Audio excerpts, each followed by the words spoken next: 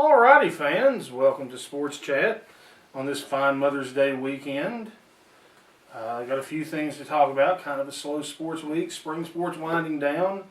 Talk a little bit about girls softball first. The girls ended out the regular season with a doubleheader win over Jellicoe, which is pretty good. Jellicoe's usually got a good softball program. Yeah, good for the girls. It got them to 5 wins on the season.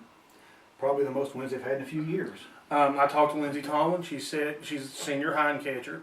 She said this is the most they've won, since she's been there. It's a program that's just had a lot of turmoil lately. Well, they got some young players too. Had a few injuries for key players this year. Luke's cousin. She got hit in the face with a softball last week. Softball. She went. She lost.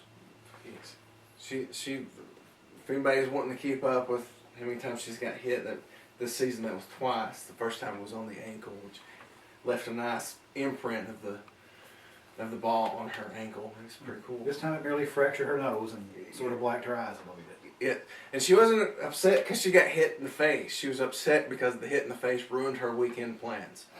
Well, you gotta have priorities. Yeah. I mean, she's a teenage girl. Sure. Yeah, but she got out and played left field this year for Campbell County after Courtney Morris's injury, and she did a good job. I think she'll be fine next year. She told me she wanted to play next year. She does field the ball well, and from what I understand, the fielding picked up in the end, and they only had the two seniors, which were Lindsay Tomlin and Kirsten Allen. So, they're primed to be in a position to be good next year. They've got a good pitcher.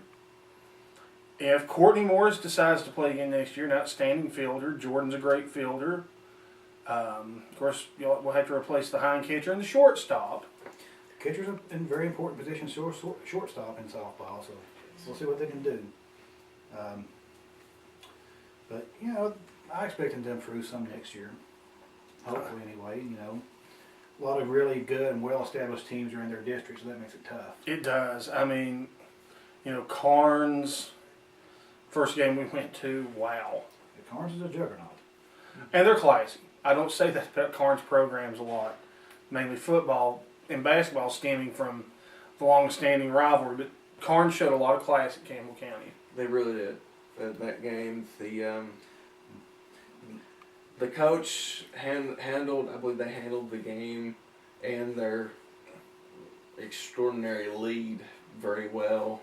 And the girls followed suit, and it was a very good game. They're very cordial. It was a good team to host. Let's put it that way. They were a good team to host.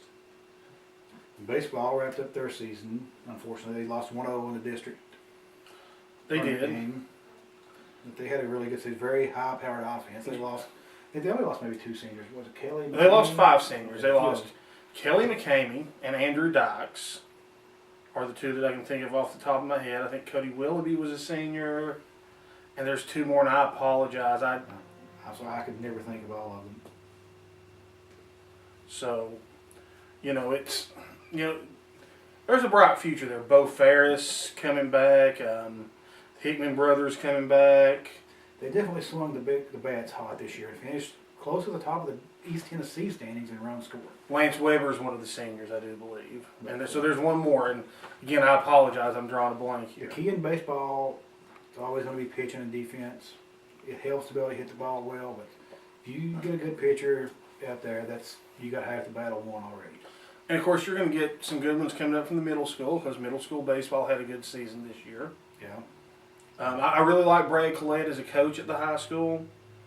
I think he's going to be their coach for a while. I don't, think the policy board, the evil advisory committee, is going to try to get rid of him. I can't imagine any reason they would. I mean, so far, all the coaches in place at Campbell County right now in the spring sports, I would say they're on pretty solid footing. They are.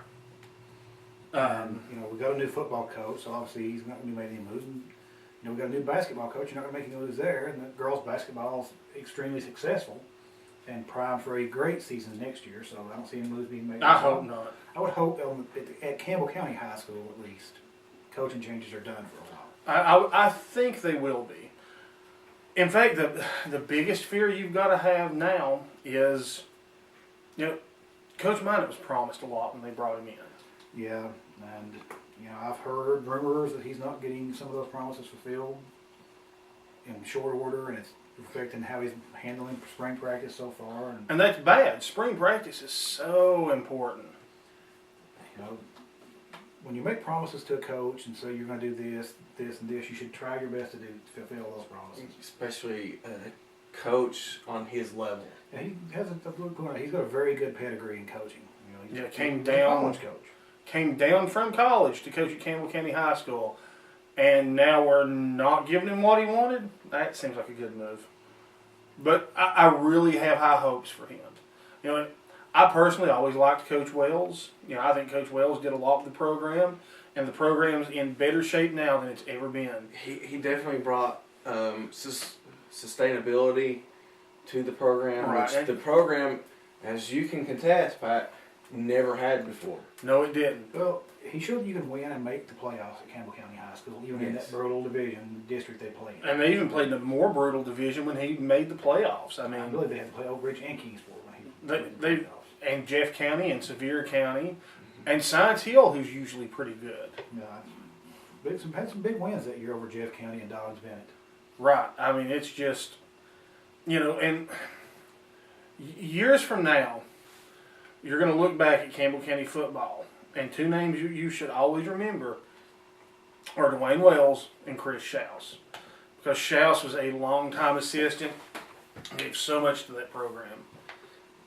In fact, he was probably the longest-running coach in Campbell County High School history as an assistant because he was there all 10 years of Wells and the 3 years of Kessler.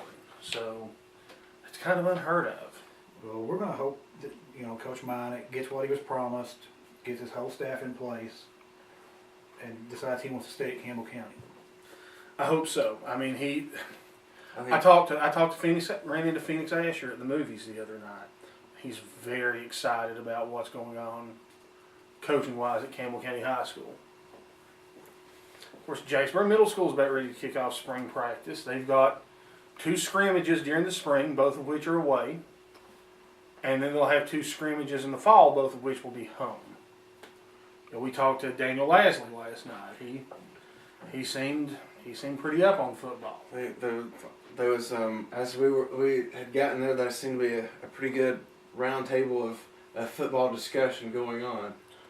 So all the coaches in the county seem to be looking forward to the football season starting. Jacksboro lost Peel at quarterback, but in Jacksboro's system, their stable running backs are what's going to make the difference for them. Right, and you've got the Koji Orsino kid who's just a burner. I mean, he's going to be good. Yeah, he had some great games as a 6th grader. Got a lot of playing time with the You're varsity on defense. Well, you're going to have Austin Raines, a 3-year starter on that defensive line. Son of Mudhole. Austin's quite a mud puddle. He And is. then the running backs, they get bogged down in his mud puddle. He is. I mean, he's a force in the middle of that field. Yeah. Sports are looking good in Campbell County for now. Little Jordan Bruce will be an 8th grader. I've been hearing that name since he played Little League football, and he is a great football player. So there's a lot to look forward to at Jacksboro, at La Follette.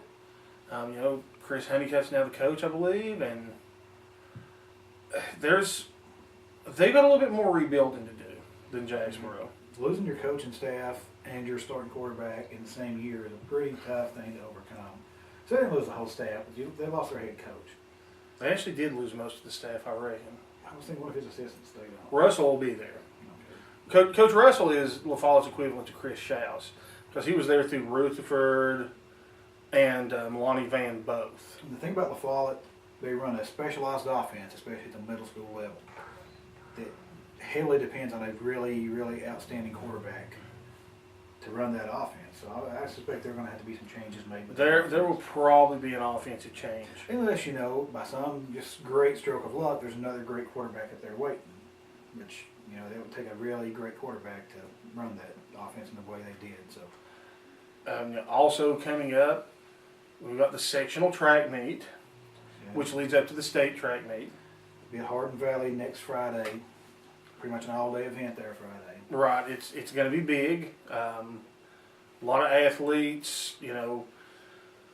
You've got Shayla Goins, who's just had a dominating first year track. You've got Kristen Chapman, who's just the high jump queen. I'll tell you somebody, you've got Nick Litton on the boys' side, who's consistently jumping 6 feet. He's good, and he's been enough to win several meets this year. I expect, at the minimum, I'm going to expect he will qualify for the state. I would expect Shayla to qualify for the state. Bethany may qualify for the state in discus because she's been really throwing. Yeah, her discus, whereas Shayla is a shot putter, Bethany's a discus thrower. Obviously, Kristen will easily qualify, probably in 300 hurdles and the high jump. the high jump both. And she could probably qualify in the long jump, frankly, if she wanted to, but I don't think she wants to. Well, and a lot of their relay teams do really well. Our boys 4x100 relay team is really good. They got some really great sprinters. We got some really good boys distance runners. We actually have Ethan Simpson and Chase Lindsay are jumping really well too in the long and triple jump events. Amber Young, she's really good in the long jump. So we may have a lot of state qualifiers, but you know, that section is going to be big at Hardin Valley next year. And Kristen will wind up probably one of those at-large bids to the pentathlon. Yeah. So. I expect there's a very good chance that Kristen's going to defend her state title. Also, Rusty Provins. Very good chance that as a freshman he's going to go throw in both events. I would imagine so. He is Cumberland Gap's track team. He usually scores either anywhere between 18 and 20 points a meet. And rarely is he the worst team there. No, that's Weird. As odd as that is, He one man team. Actually, if Rusty were, because I've seen him jump, if Rusty were to long jump or maybe even high jump, he could be potentially scoring in the high 30s every meet as one man team. You got a lot of really, of course, we talk about them often, good athletes on Anderson County's team that are from Campbell County too, like Rusty goes to Cumberland Gap. Of course, you got Kendra Miller, who's a sprinter, or not a sprinter, a hurdler extraordinaire. Yeah. But she's a pretty good sprinter too. She will almost assuredly qualify in maybe both the 100 meters and the 100 meter hurdles. KK Brummett, outstanding thrower. Yeah, She's pretty much what keeps Shayla from winning the shot put most meets. She's signed Division I. Shayla did beat her at the Oak Ridge Relays this week. She did. So that's good for Shayla. Yeah, we're very happy for Shayla. I Her think first KK year won the track. discus.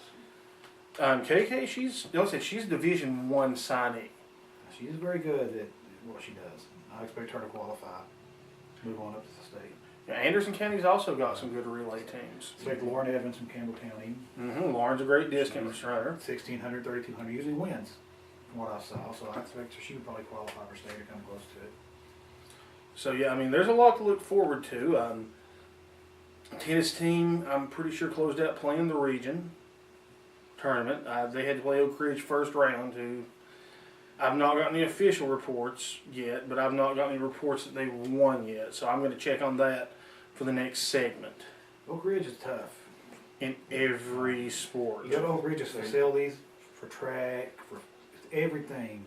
Look, at that school. Next year, you Facilities guys are top. have to come to the Oak Ridge Campbell County basketball game and see that facility. I mean, everything they have is top notch. And, you know, that makes them hard to compete with to some extent too for a lot of people. Oh yeah, I mean it's going to Blankenship Field's about the most intimidating place to play high school football in East Tennessee. I mean it literally you would have to pack Neyland Stadium to find a more imposing football stadium in Tennessee. When they play that train whistle and those Oak Ridge boys walk down, fans, we're about out of time for this segment of Sports Chat. We'll be right back with segment 2 and some more stuff. We'll see you then.